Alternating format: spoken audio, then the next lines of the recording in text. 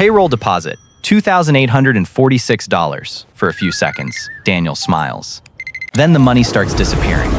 Rent, car payment, credit card, insurance, phone bill. Another subscription he forgot was renewing. Daniel earns $92,000 a year. On paper, he is doing well, but his entire life is still balanced on one fragile leg, the next paycheck. So how does someone with one salary build 5 income engines without quitting his job, gambling his savings, or chasing a get-rich-quick scheme? Daniel does not know it yet, but that payroll notification is not proof that he is safe.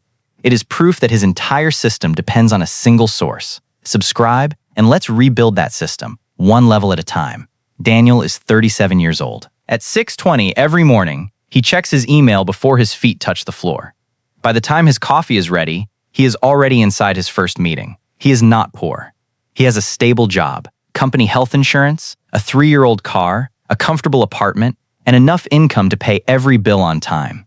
But almost every dollar has an owner before it arrives. Rent, the car loan, insurance, minimum credit card payments, internet, streaming services, installment plans. Daniel has income, but very little freedom. He thinks he is managing a bank account. In reality, he is running a company with one customer, one product, and one source of revenue. The customer is his employer. The product is his time. And this is level 1, where millions of good earners spend years without realizing they have not actually built a financial system.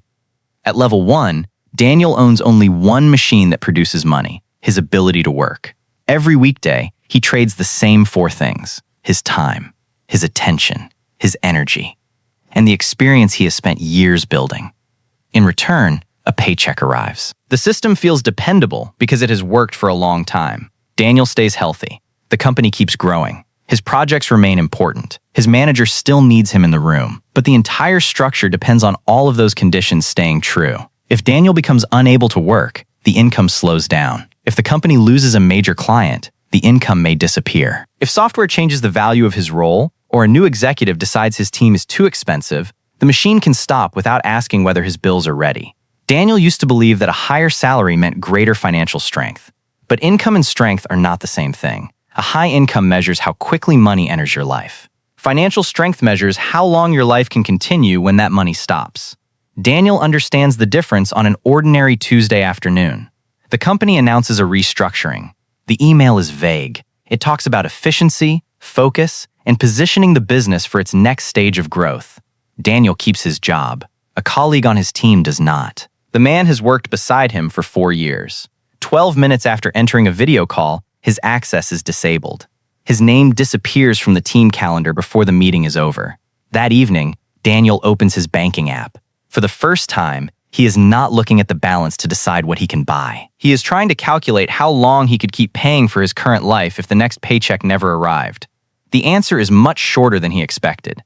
This is where level 2 begins, the defender. Daniel does not respond by searching for a hot stock. He does not stay awake watching videos about passive income.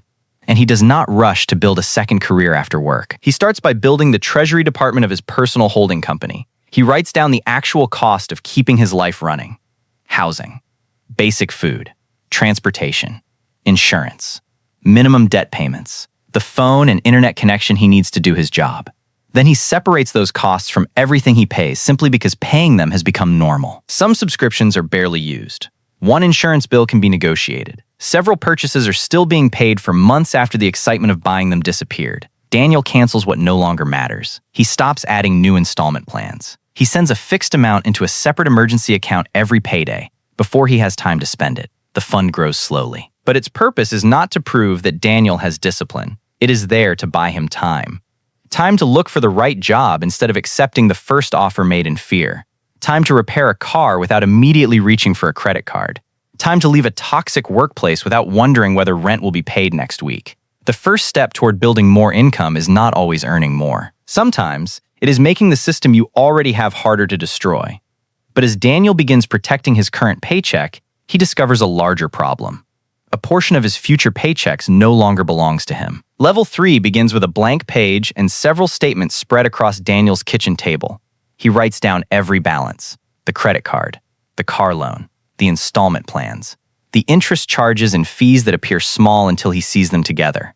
At first, They look like numbers from purchases he has already made. Then he sees what they really represent. He is not only paying for objects from the past, he is transferring future effort to old decisions. Consumer debt is the sale of future labor. When Daniel buys something with credit, he does not simply take the product home. He makes a promise. A portion of mornings that have not happened yet will belong to the lender. A portion of meetings he has not attended, deadlines he has not met, and hours he has not worked have already been assigned to payments. That does not mean every form of debt is automatically wrong. Some debt may support a carefully considered goal. It may help fund an education, a home, or an asset that serves a longer-term purpose. But expensive consumer debt does something different. It reduces choice. The real danger is not only the total balance, it is the amount of monthly income that can no longer be directed somewhere else. Daniel chooses a clear repayment strategy. He keeps a basic emergency buffer so one unexpected bill does not send him backward. Then he focuses extra money on the debt costing him the most. The process is slow and mostly invisible. There is no dramatic transformation. There are only fewer charges, smaller balances, and a little more room between his income and his obligations.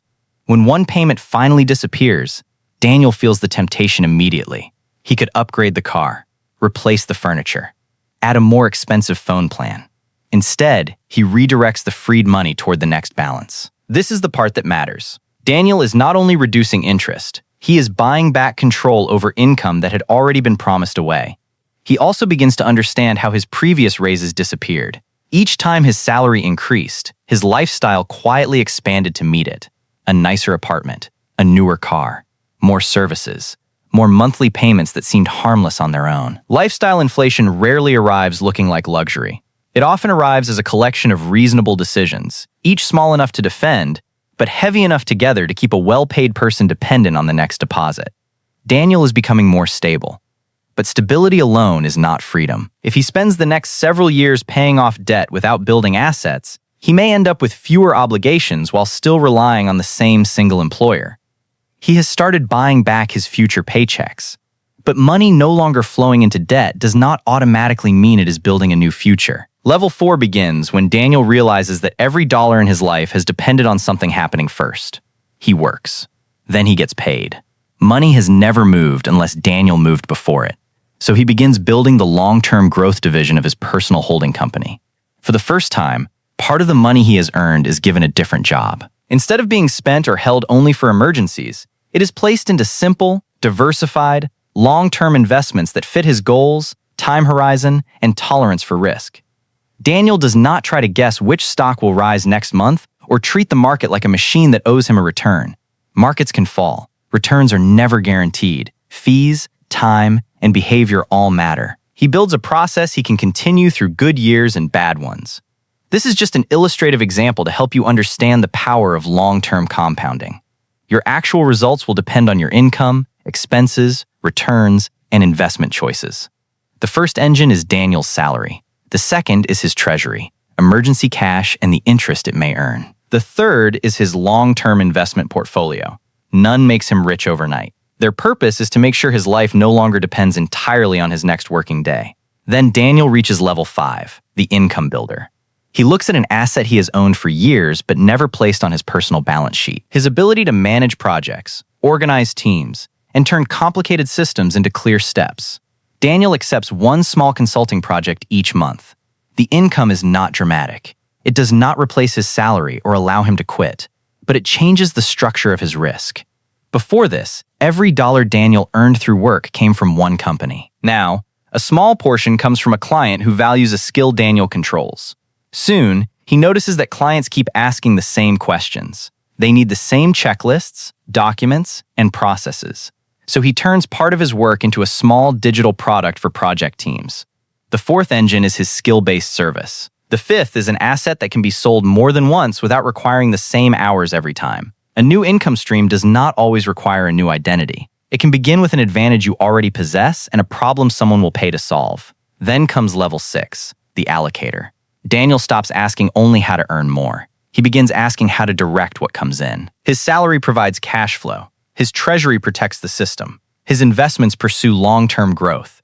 His consulting turns expertise into income. His digital product allows one piece of work to create value more than once. Daniel's role is no longer just to earn. His role is to allocate. How much cash should remain safe? How much can be invested? How many evenings can he give to consulting before the income takes more from his life than it adds? And most importantly, is this decision serving his family and his time, or only making a number larger? Daniel's family, health, freedom, and future are the shareholders. Money is not the final objective. It is capital that must serve them. Diversification belongs not only in an investment portfolio, but also in income, skills, savings, and the ability to recover when life changes. A personal holding company is not 5 jobs competing for every hour of your day. It is a system with enough protection and independent engines that one failure cannot bring down everything else. And Daniel is about to face the greatest risk of all, trying to grow 5 engines at once, then burning out before any can truly work. Daniel does not rebuild his financial life in one dramatic year. He builds in sequence, because sequence keeps progress from becoming another form of panic. First, he protects the engine he already has. Daniel keeps his job. He improves the skills that make him useful, stays dependable, and stops treating employment as something he must escape. His salary remains his strongest engine. The goal is not to destroy it. The goal is to stop letting his entire life depend on it. Next, Daniel lowers the cost of keeping the system alive. He measures how much income is committed before each month begins. Instead of obsessing over every coffee or small pleasure, he focuses on fixed payments that return month after month. Each payment he removes creates cash flow that can be redirected again next month. Then he strengthens the Treasury Department. The emergency transfer happens automatically on payday. As the balance grows, the first return Daniel receives is not profit. It is calm. When the company announces another restructuring, he still feels the tension. But he no longer believes that one short video call could destroy everything he has built. After that, Daniel continues buying back his future cash flow. He pays down expensive consumer debt while keeping his basic emergency reserve intact. Each time a payment disappears, the freed money moves automatically toward the next priority. He does not allow a larger lifestyle to reclaim it. Then the investment engine becomes automatic. A fixed contribution leaves his account after every paycheck. Daniel stops judging the plan by what the market did this week. He measures consistency, his savings rate, investment costs, and whether he can continue when headlines are frightening. Only after the foundation becomes steadier does he test another source of income. He limits the hours he gives to consulting. He begins with one client, learns what that client needs, and improves the service before accepting more work. The digital product comes later, after Daniel sees the same problem appear again and again. He does not build it because someone online promised passive income. He builds it because real demand already exists. Finally, Daniel becomes the allocator. Once a month, he holds a 30-minute board meeting with himself. He reviews cash flow, emergency reserves, debt, investments, consulting income, family time, and new risks. Some months, the best decision is to invest more. Some months, it is to hold extra cash. Sometimes, it is to decline work so the system does not consume the life it was designed to protect. The biggest change is not Daniel's income. It is the moment he stops reacting to whatever bill appears next and begins assigning every dollar a job before it arrives.